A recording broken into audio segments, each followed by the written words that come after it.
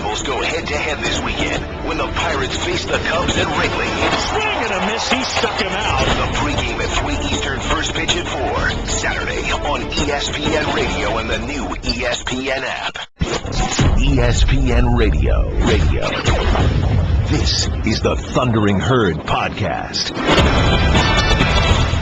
I thought it was funny on the Wikipedia page of the Chicago Bulls. Every NBA team has one. Cavalier fans went on last night and edited it. And it shows the Bulls logo. It says Conference Eastern, Division Central, Arena United Center, City Chicago, team colors, red, black, and white, owner, LeBron James. LeBron's ended the Chicago season in 2010, 11, 13, and last night. Yeah, that's not great for Chicago. I don't think they'll ever beat Cleveland now. I think the door's open and the door's shut. Never going to happen again. Chicago's not going to beat LeBron in the East. Varejao is a legit center coming back. Love's coming back. The chemistry will be better. I mean, Kevin Love's out. Kyrie limp for 6 games. LeBron didn't have a great series. Bad back, bad ankle, bad shooting slump. The Bulls are the Sacramento Kings of the early 2000s. Fairly close, no cigar. Joakim Noah physically is regressing. Pau Gasol, you knew you were getting one good year. You got it. He's getting old. Derrick Rose, great moments now, not consistently great, and Tibbs is gone. Not going to happen. I mean, believe me, there was times when you thought the Bulls were never going to beat the Celtics, and they were never going to beat the Pistons, and in both cases, you did. But you're not beating LeBron.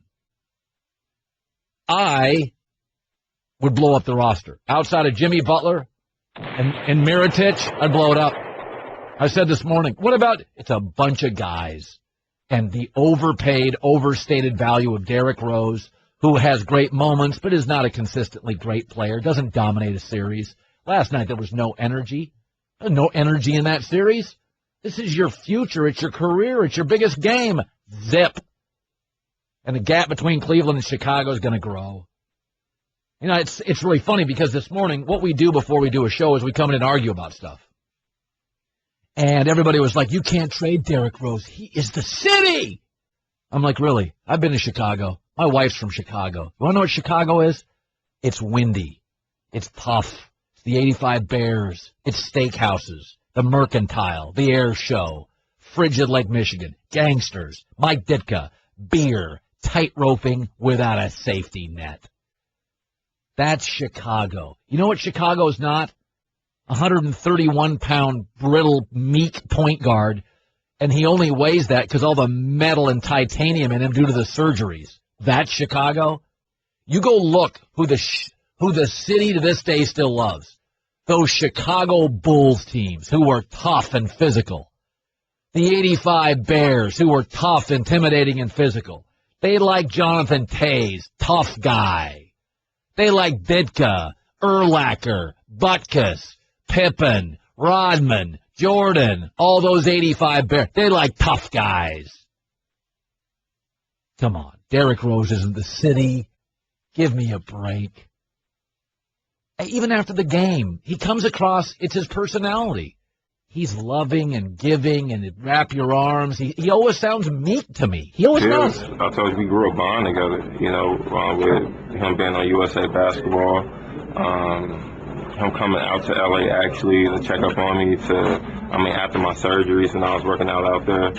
So I think we really have a bond. So it's not up to my decision, but I love him as a coach. Love it. I love him. I embrace him. Really? You know who wasn't likable and didn't embrace his coaches all the time? Michael Jordan. Scottie Pippen. A lot of those 85 Bears. I mean, I'm over it, man. Door wide open. You're not shutting it. Okay? And this idea, you can't move Rose. Now, I don't think you can move many people on this roster. I think you're stuck with it. I think you are. But I tell you right now, if it was up to me and I could, it'd be Jimmy Butler, Mirotic, have the rest of them. I like Taj Gibson. There's a place for an $8 million guy like that, like Tristan Thompson, who plays tough. Over. It's a bunch of, you know what? Increasingly, Derrick Rose has become a guy. Jimmy Butler's not a guy. Jimmy Butler is the Eastern version of Kawhi Leonard. He's getting better every year. He's going to be a great player. He's already really, really good. Amazing. Oh, can't trade him. Can't. He is the city. No, Michael Jordan's still the city. Okay. The other thing on this Deflategate. Heard brought to you by Regis. New way to work. Call 1-800-OFFICES. Listen, we all know that thing yesterday. That deflator thing, they said it's a weight loss program label. Come on. We all know that's a joke, right? Nobody bought into that. New England embarrassed itself with that defense. We all know that. No legitimate person outside of mass thinks that. But here's the best way I can describe it. For all you Patriot fans, just think about it this way in a court of law. When your best defense in any case becomes a series of hypothetical arguments starting with these three words. But what if that's not a legitimate defense.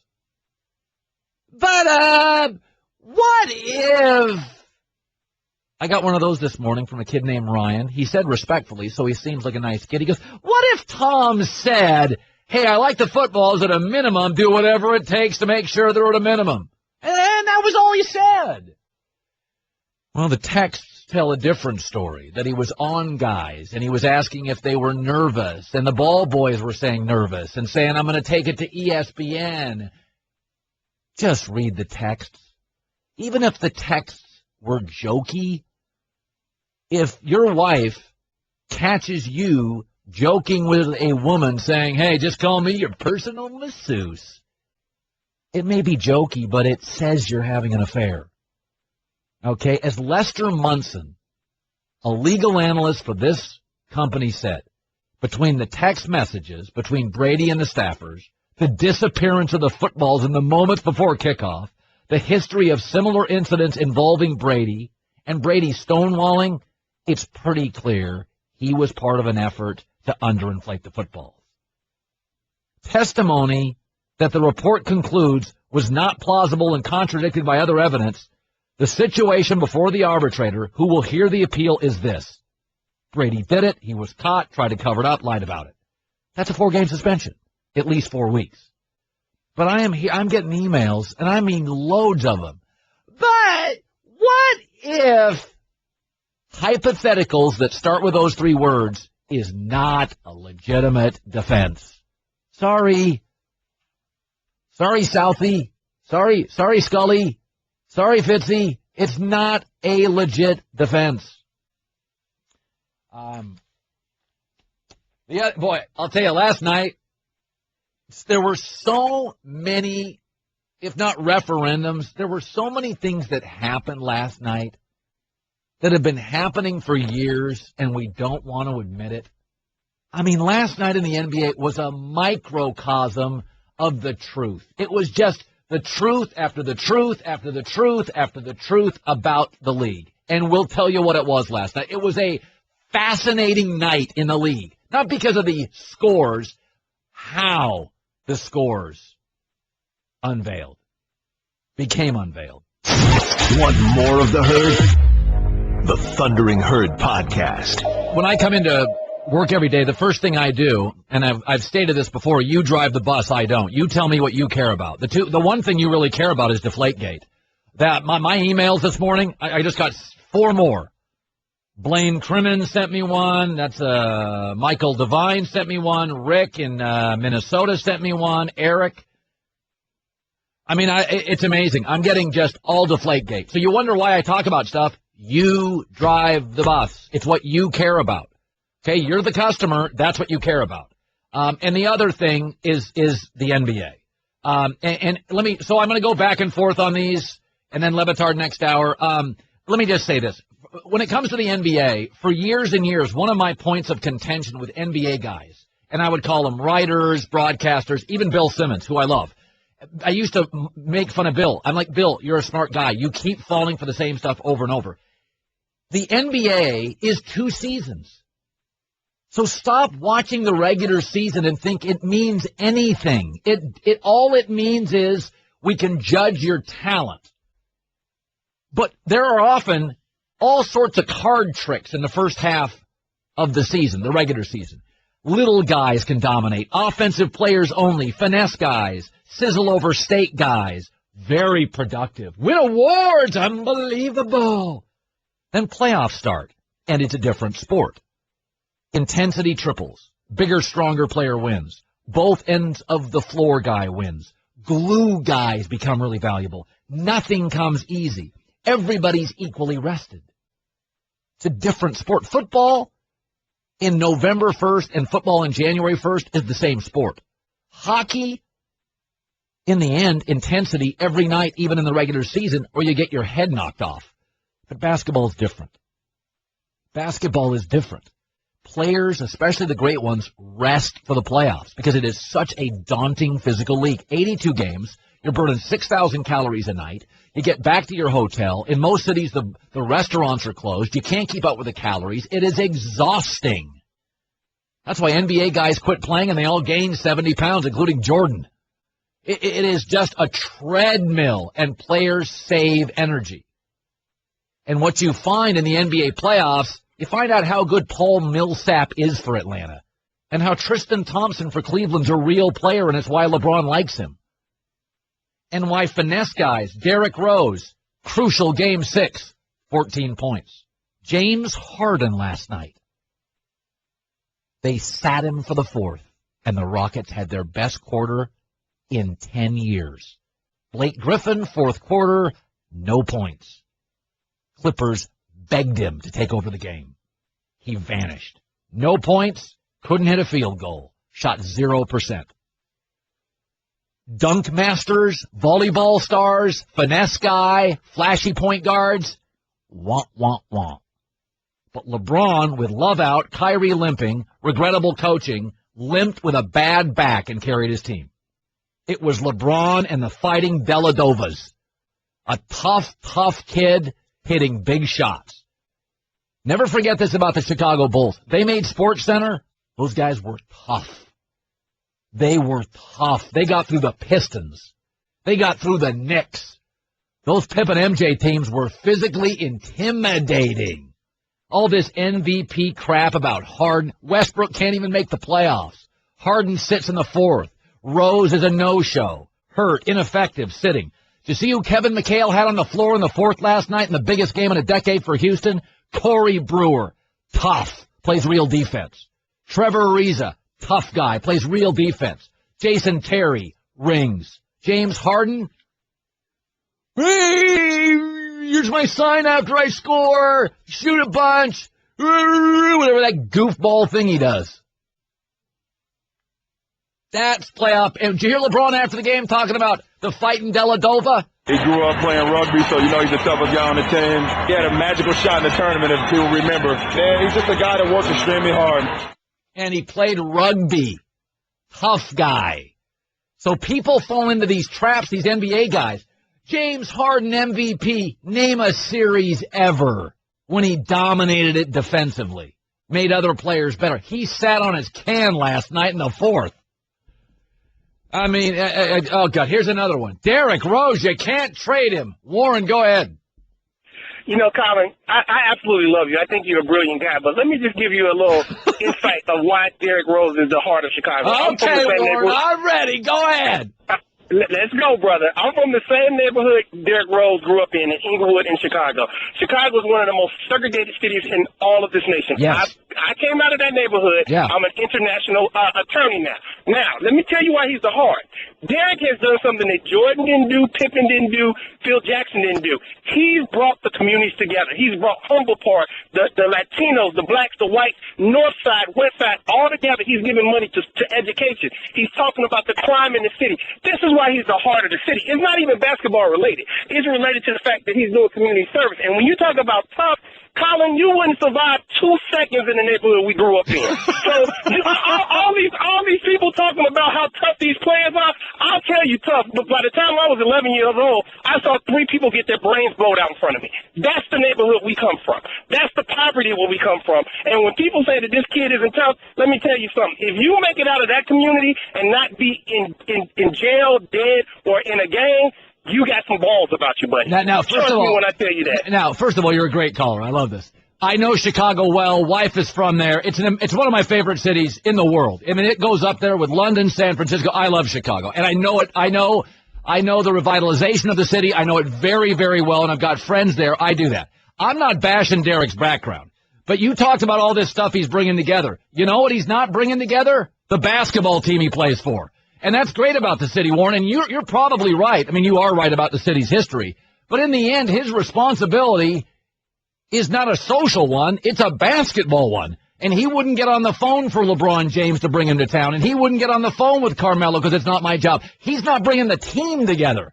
And that stuff you're saying is right. He's paid to win games, not to consolidate Chicago communities. He's paid $20 large a year to show up last night. That's what Jonathan Taze is paid for, and Patrick Kane is paid for. And that's what that young player for the Chicago Cubs now, Chris Bryant's paid for. Your story, Warren, is true, and it's awesome, and I love you as a caller. He's paid to show up last night and win games. That city had a community organizer. He's now our president. I'm fine with that. But that's what athletes are paid to do. Nobody's saying he's a bad guy. But this idea that he's the heart of the city, when fans put down $150 to take your family of four to a Bulls game, is a $500 night with parking and a couple brews. They don't care about that consolidation stuff. They want 24 points. That's what they want. And steals and jams and assists, that's what they want. Great call, though. Great call. That's one of my favorites. It's actually funny. Intensity, passion, smart, rip me. I like that. That's one of the best calls we ever had on the show. He was an international attorney. And by the way, Warren, you questioned my toughness. See that noodle right there? I'm like Popeye over here, okay? You know how hard it is to get up every morning and talk into a microphone? It's like oil derrick work here. Geico presents Strange Savings Stories. Astronomers detected an interstellar transmission. It stated, Geico, 15 minutes could save you 15% or more. The implications were staggering. Was the cosmos telling us we could all save hundreds on car insurance with Geico? Or did their radar merely pick up a signal from the nearby Rufus and Clyde's morning show? We may never know. Geico. 15 minutes could save you 15% or more on car insurance. The media has decided that Roger Goodell is dumb. And that, they do this all the time. Jay Leno's not funny, Conan's hilarious, and they won't budge. Despite all of Roger Goodell's accomplishments, he had to investigate this. It was Kraft and the Patriots, and now he has to lead the appeal because if he doesn't, it'll be you don't want to smoke Kraft out. Dan, I think the media has an unfair narrative on Goodell, and that is my take today. Yeah, he's an easy piñata. He's paid $44 million a year by the owners to be that piñata. I mean, that's part of the job. It's not. He appointed himself public relations czar, right? He appointed himself king of image, protect the shield, and yeah, one of the things that he's out there, he is the shield. You know what I mean? Like he's the guy that's out there so that the owners. So no, we're not hitting the owners with how bad their last investigation, Bountygate, was, because we're in a funny position here, Colin. You realize the Patriots lack credibility, and we don't really trust them, but they're being investigated by a group that lacks credibility, and we don't really trust them, because the Bountygate thing that was the tipping point on when Goodell became less smart, and all his penalties were reduced. But my basic belief is, and I say this with the political media and the sports media, I understand fans not trusting the media anymore. I think we are so anti-Goodell in NFL now that when he did listen to us, when we said you don't listen to us on suspension, so he comes in on Brady and kind of smokes him with 4 games, and now we're like he's too harsh. Well, no, actually he listened to us. He listened to the media. He listened to the fans. No second chances. Are we to the point now the media is not credible discussing Roger Goodell? Well, man, that's a tough one. Let me backtrack for a second, because when you say he listened to us, I don't know what anybody wanted from this penalty, because on one end you've got Michael Irvin saying this is a misdemeanor, don't give him anything, and then on the other end you've got Marcellus Wiley saying give Tom Brady a minimum of 8 games and at least a year. So I don't know what exactly the media was saying in consensus. I do know that this game of all of us guessing what the punishment will be is something that feeds the male soap opera and makes all of this worse, because when your punishments are random and made up as you go along, the way Roger Goodell's are, it allows us to play that game of, we don't know what the hell the punishment's going to be. Let's all play the game of what the hell the punishment's going to be. So start there. As somebody who's in a city where they despise the Patriots, what did you make of the rebuttal and the deflator means kind of a Jenny Craig connection? What did you make with that? Well, it was funny. I mean, that was funny, but we've already made up our mind on this one, Colin. We believe the Patriots cheated. These reports, you know how it works with these reports. We don't pay attention to these reports unless they have the negative thing in them. What are the reports that you know? You know the Mitchell report because it named a bunch of steroid users, and you know this report because this is the Wells report and it accuses somebody. So there's a confirmation bias involved here, where we already believe the Patriots are cheaters. This report says the Patriots are cheaters. It doesn't matter what happens after that. Okay, but I would say, Dan, to that, I really do try to come in and not lean any direction. I can't get past the text.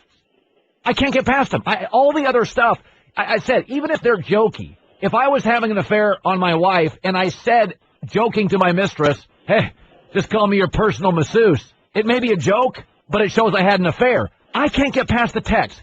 I mean, are you still giving the Patriots the benefit of the doubt? I mean, I don't know, Colin. I don't know what happened here. Really, I don't. Despite all the 240-some-odd pages on one side and the 19,600 words on the other, I have a hard time seeing clearly because there are holes in the report, because both sides lack credibility, and because I still don't know, despite all the coverage, and this is so important to me, Colin, and I don't think you have an answer, and I haven't heard an answer. Somebody tell me, somebody, for the love of God, tell me what the hell the advantage was gained. Just somebody show me. Somebody make it empirical. Somebody tell me and explain to me. I know that's in 100 pages of science in the back end of the Wells report, but I don't understand it. Okay, LeBron advances. He was a rebound short of a triple-double. Didn't have a great series, though. Shot 40%. So he's obviously physically not playing well in a shooting slump. So you are now about, 9 months removed, 10 months removed from the love of the city now leaving. How does Miami watch LeBron now? Because they do. I've seen the ratings. They watch. How do they watch him now? Well, it's not in one consensus voice, right? But I would say a lot of the people are hate watching. They're the one part of the country, and certainly we've talked a lot about this on our radio show, where I'm like, don't watch him that way, it hurts. Like, you're going to lose. Right. Like, when you watch him that way, it's going to be a painful way to watch him, because he's still the best. And but I do feel like there's a lot of hate watching going on, where basically you're only watching the playoffs here. You're tuning in for the same reasons we tune into Mayweather, right? You're tuning in to watch him to hope that he loses. I think that's happening a lot. I wouldn't say it's everybody. I would say it's like 60-40, even though I'm totally making up that math. I wouldn't say it's everybody, but I would say it's the majority. By the way, you and I have talked about Bill Simmons leaving. Can you talk about it, or do you get in trouble? No, we can talk about it. Yeah. What did you make of it? That anybody can leave the company, and the company's designed so that it doesn't dent the battleship no matter who leaves, and that, Bill Simmons, while hugely popular, America's most popular sports writer, you also have to make money for the company. Like, that's kind of how the transaction works. If you want to make a lot of money at the company, if you want to make huge amounts, because if the start of the design is that nobody at ESPN is so important that they can leave and hurt ESPN, and nobody can. Like, I love Chris Berman, whoever you, Colin Cowherd, and Stephen A. Smith, whoever you deem the signature voices at ESPN, any one of them can leave without harming the company, without the brand, one of the biggest brands in the United States, top 10 brand in the United States of any kind. It doesn't end up hurting the company. So if that's the design, then you better make a huge amount of money if you yourself want to make a huge amount of money. So we're all rich crackers inside the box, basically. Well, I think so. You tend to disagree with me on that because you tend to have more ego than I do about these things. Yeah, I do. I have an enormous ego. You and I talking Simmons, by the way, that's a controversial take right there. That's a smoking hot take. Well, I didn't hear you and I talking Simmons. I heard me talking Simmons. Well, no, I think there are valuable pieces to any company. I think you can't lose bunches of them. I don't think you can lose bunches of them. I think if it's the New York Times, you couldn't lose your 3 best columnists at the same time. Oh, I know what you're saying. You're saying that they can't lose Simmons and you. God, all you do, it's just catfighting. I mean, I didn't even say that. That is outrageous. You kind of did say it. By the way, Skip Bayless, you'll be up soon. I'm fighting for the artist. You're just being a shill. I'm fighting for the American artist, the painter. We're painters. We're painters now. Yeah, Matisse. We're gas bags. We're flatulent gas bags. Oh, you're Matisse. Skip's Monet. Come on, De Gaulle. All right. All right, that's got to be the first time anyone's called Bayless an artist. Come on now. Hey, I see him in the halls. I like him. Lay off Bayless. I didn't say I didn't like him. I just said I would call him an artist. I don't think he would call himself an artist, would he? I don't know. He calls himself a lot of things. All he eats is power bars and does sit-ups all night. I don't even know how to describe that, you know? Well, I view you the same way, except all you're eating is power. Not just power bars, just power. Oh, God, love it's hard. All right, I got to get out of here. See you later. See you, buddy. You're in the Herd. The Thundering Herd podcast. Clippers, blew it last night. So I've said this before. I have really great admiration for comedians who write their own material and perform their own stuff. I think they're amazing. I don't think it's that hard to act. I think if you're good looking, it helps a lot. And on Good Morning America this morning, Tony Goldwyn is in this show called Scandal. I think he's great. I think he plays sleazy very well. He was the double-crosser dirtbag guy in Ghost, like the really bad guy in Ghost, and he's in this show Scandal. Because my theory on acting is you're just playing to a large degree yourself. Tom Hanks is likable. That's what he is in his roles. He's got a human touch. The late Philip Seymour Hoffman was smart and vulnerable. He just played that over and over. De Niro's tough. Denzel Washington's flawed but cool. You kind of play yourself. Jeff Goldblum's another guy that I don't think gets any credit. He is weird, and he plays weird. Only guy that plays weird better is Willem Dafoe. Willem Dafoe and Jeff Goldblum have to be weird, because they're the weirdest actors ever, and they're unbelievable. Used to be Dennis Hopper did that, and Dennis Hopper was weird. Steve Buscemi, Christoph Waltz. You're basically playing yourself to some degree. But you got to see this Tony Goldwyn in Scandal. He is the most underrated actor in America. Can we rewind for a second here? Did you say acting is easy? Well, easy. It's not easy. It's like skating. If you did it for a while, you could probably figure it out pretty quick. So you think you could do it? You don't think it's like that hard of a skill to acquire? I could never do great stand-up. I could act. By the way, let me give you a list of people who didn't take an acting class or go to college. Samuel L. Jackson, Keira Knightley, Dustin Hoffman. Keira, you can't read either. You can't act or read. Brad Pitt, Johnny Depp, Cameron Diaz didn't take an acting class. You understand a lot of acting is reading lines. I think you might struggle with this. What? Hang on, John. We're going to give you something from A Few Good Men. Remember Jack Nicholson? You Can't Handle the Truth. Remember all that? Yeah, no. Do you think you could do that? I don't think I think he's really, really good, but I think you're overstating what it takes to be an actor. I think you're underselling it big time. We'll play it first, and then you can read it, and you can try to. We'll let you hear Jack Nicholson, and you can practice in your head, and then we want you to deliver the Jack Nicholson lines. All right, play. Does that work? Play 15, 20 seconds. Okay. You can't handle the truth. Son, we live in a world that has walls, and those walls have to be guarded by men with guns. Who's gonna do it? You, Lieutenant Weinberg? I have a greater responsibility than you can possibly fathom. You weep for Santiago and you curse the Marines. You have that luxury. You have the luxury of not knowing what I know, that Santiago's death, while tragic, probably saved lives. And my existence, while grotesque and incomprehensible to you, saves lives. Oh, that's pretty good. You think you can do that? What's my motivation, though? I'm an actor. I need motivation here. Okay, let me... What's your motive? You just said acting is not hard, so you can do it. I'm just saying... Okay, you ready to go? I'm ready. Are you ready? Son, we live in a world that has walls. And those walls have to be guarded with men with guns. Who's going to do it? You, Lieutenant Weinberg? Can we get a little more bass out of you? Sound like my existence, while grotesque and incomprehensible to you, saves lives. Was that an English accent? Oh, whatever. You guys are jerks. And the show has reached a new low. You think acting's easy? I don't think it's easy, but a lot of these people are gorgeous. They're beautiful people. Brad Pitt is unbelievable looking. Yeah, and there's a lot of beautiful women that are models that they think they can make them actresses, and they can't because acting's hard. I'm not saying I'm Colonel Jessup. Let me get one more. Let me do one more line here. You weep for Santiago. You have the luxury of not knowing what I know. Say luxury again. That was horrible. Say luxury. Luxury. I do sound really British. I'm not saying I'm Jeremy Irons. I'm not doing Macbeth. I'm just saying. Is he the only actor you know? You reference him and Hanks. That's it. Jeremy Irons. Okay, so it's a point made. I will say this. I think the Scandal show, I think there are certain actors that I never got Shia LaBeouf.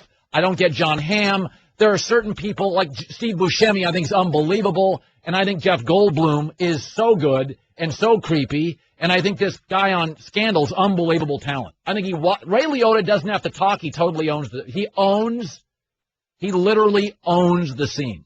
Warriors visit the Grizzlies Game 6 Western Conference semis presented by Auto Trader. Coverage begins 8:30 tonight, most ESPN radio stations.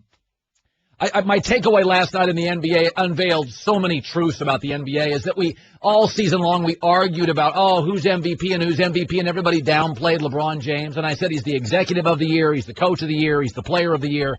You got to get past stats in the regular season.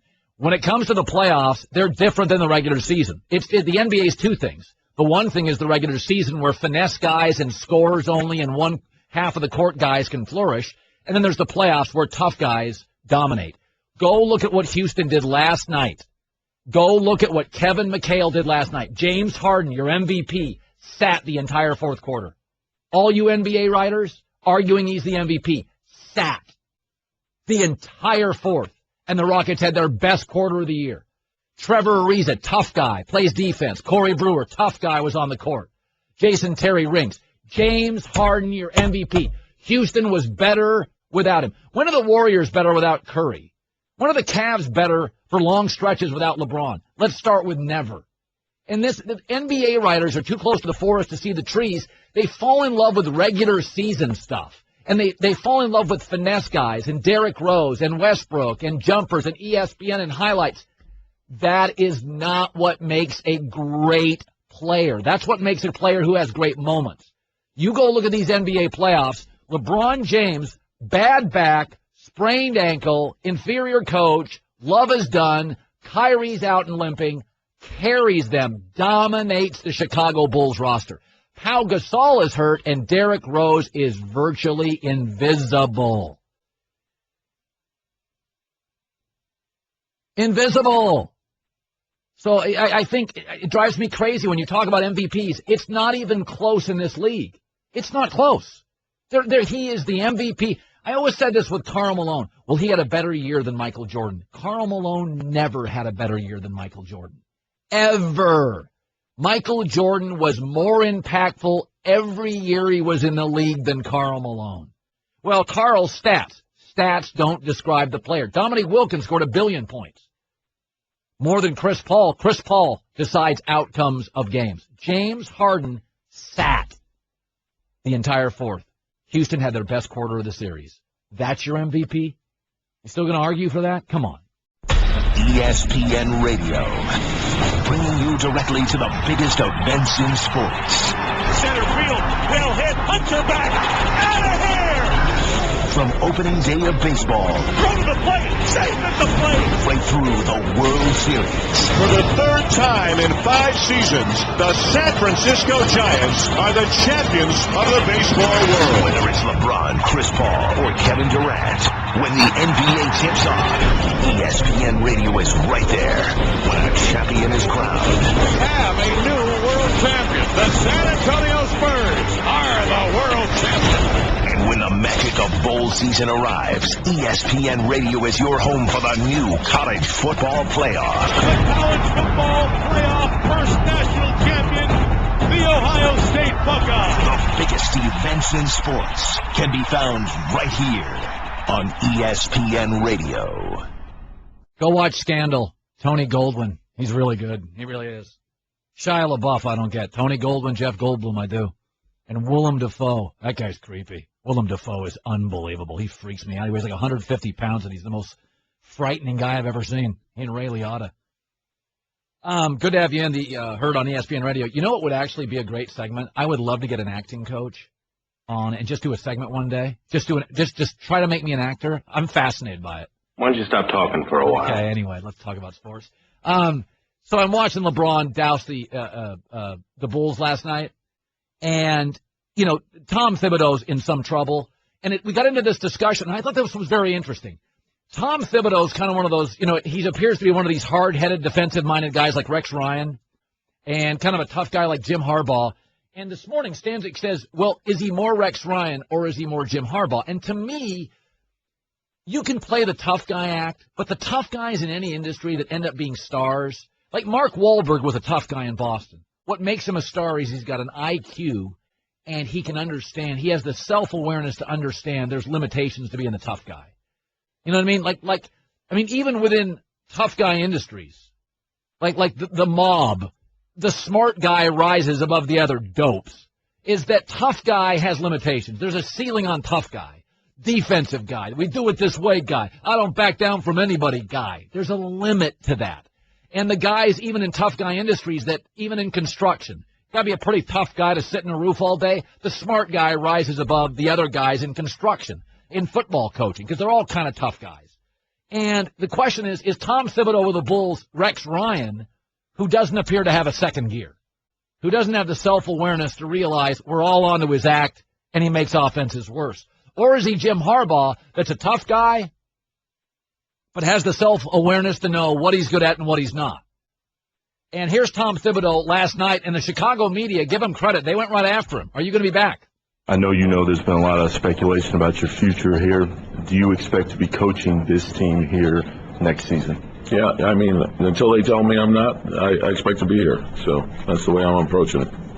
Tom, you say until they tell you I'm not, you expect to be here, but there's quite a bit of chatter about other teams showing interest in you. How will you handle that if other teams approach you and ask? I haven't even thought about it. I haven't thought about it. Well, come on, he's thought about it. I don't know Thibs good at well enough. I don't know if he's Rex Ryan or Harbaugh. I think Harbaugh is a much more elevated version of Rex Ryan. I think he has a certain self-awareness. He's difficult, but he knows he's difficult.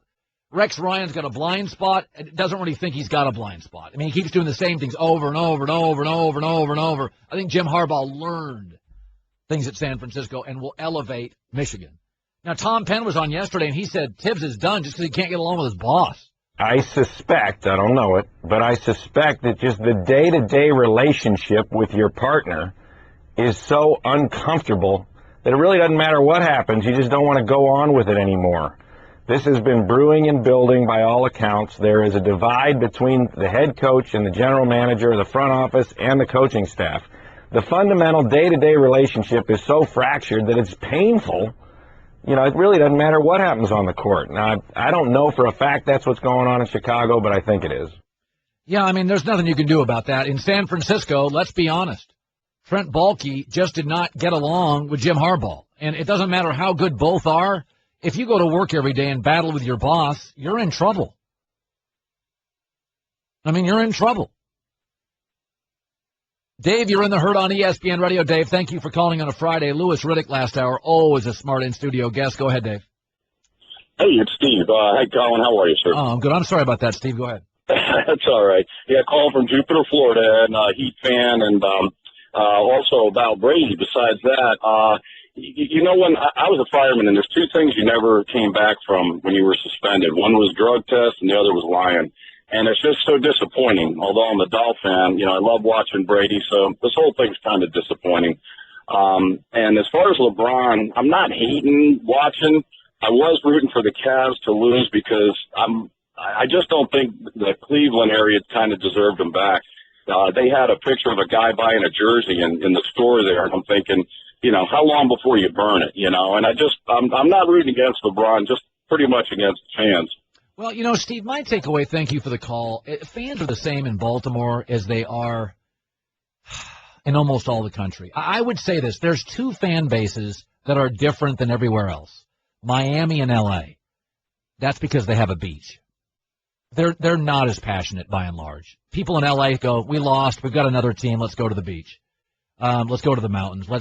Miami and Los Angeles, to me, are the only sports cities in the country that don't really burn jerseys. It's not really a burning, and because they're entertainment capitals, and that sports is a smaller part of their lives. Even in New York, I would say New York almost qualifies as that. People in New York have a lot of options. It's the media capital. It's the financial capital. It's the fashion capital. People make good incomes generally. So you find I hate to say this, but you really find in cities, this will sound like an awful thing to say, smarter people have broader lives. They really do. And in cities with highly educated people, sports is not the be-all, end-all. I hate to say that because I'm in the sports business, but you go to San Francisco and you go to New York and you go to these places where they either have a lot to do or, LA's like, we lost, I'll go windsurfing. There's so much to do in Los Angeles and so many teams. So I think Cleveland is very similar to Buffalo, to Hartford, to name the city. Name the city. Once you throw in Miami and LA's weather and the beach and the girls and the options and the ocean and the entertainment and the sports doesn't mean as much. So, I can't blame Cleveland. What do you do in Cleveland for 6 months in the winter? You watch your sports teams. That's what you do. Dave, you're in the herd. Go ahead. Go ahead, Dave. Hello? Yes, sir. Go ahead. Oh, how you doing, Stan? Listen, I just want to completely agree with you, Bulls fan, here right now. What is the obsession? Derrick Rose is not giving him part of that $18 million he's been collecting for 3 years. This is not, it's not personal. Be a fan, not a fanatic. Love your family. Love your kids. Let him go. Well, what more do you need to see? Well, he's going to be, three people there worth keeping. Yeah, no, Dave, I agree. You're going to have trouble getting rid of him because of his salary and his injury history.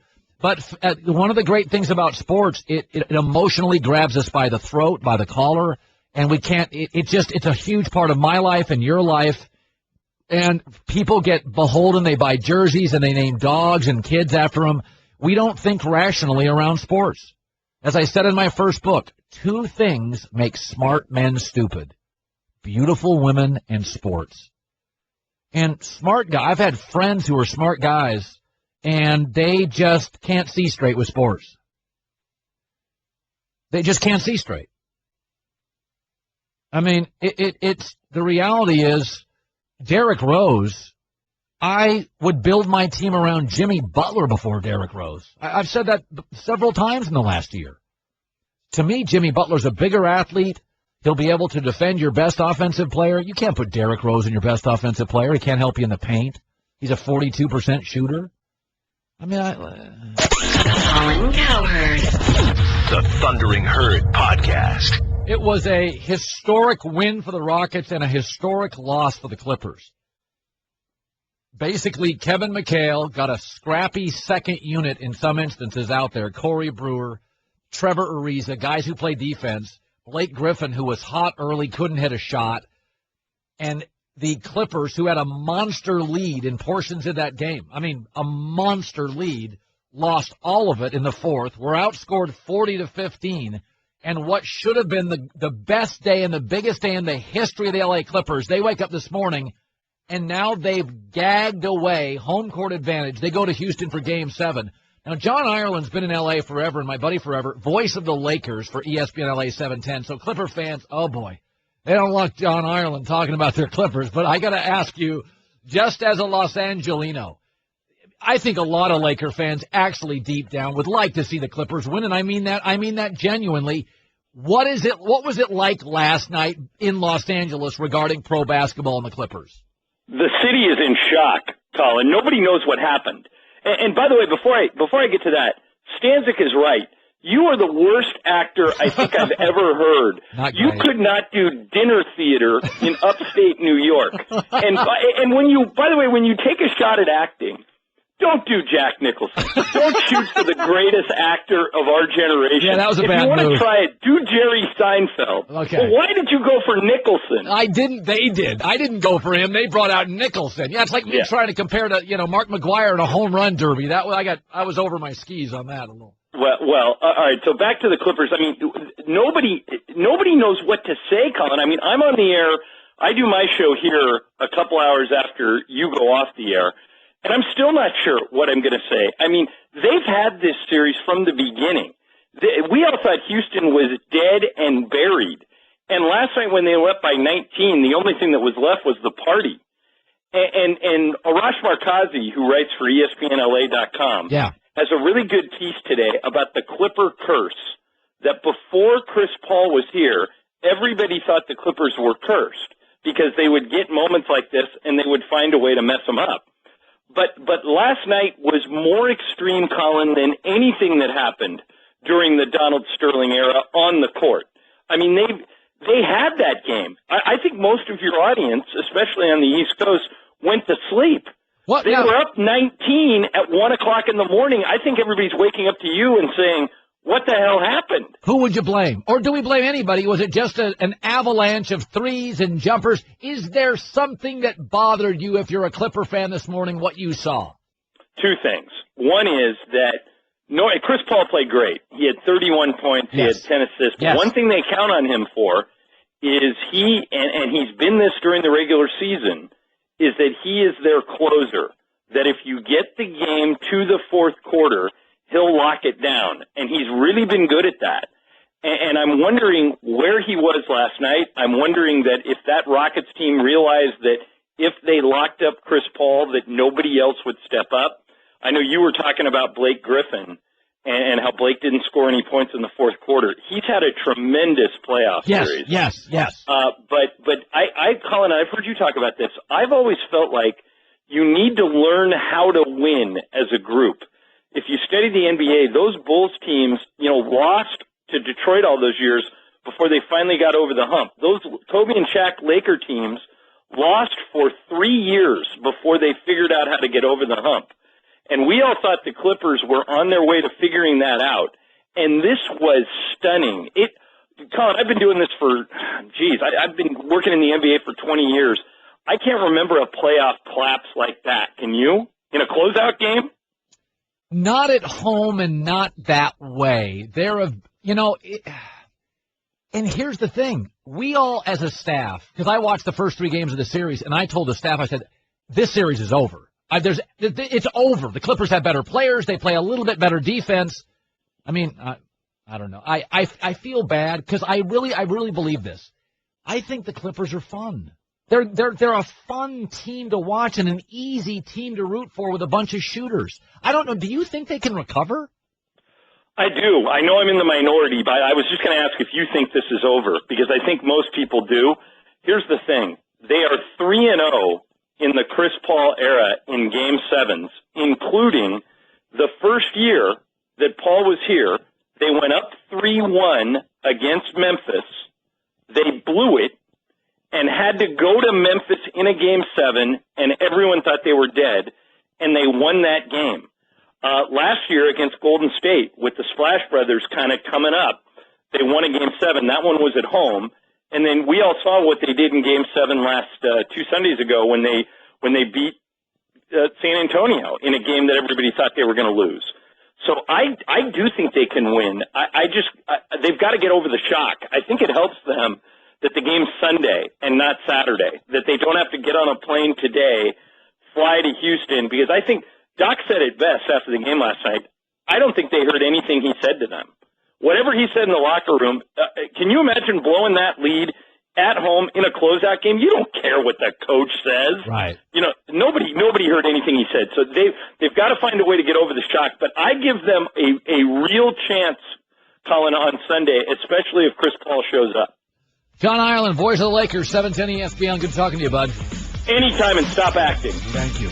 Check out The Herd with Colin Cowherd weekdays from 10 a.m. to 1 p.m. Eastern on ESPN Radio, ESPNRadio.com, and on ESPNU. The Thundering Herd Podcast.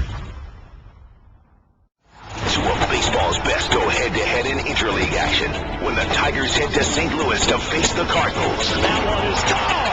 The pregame at 7 Eastern, first pitch at 8, Sunday on ESPN and ESPN Radio.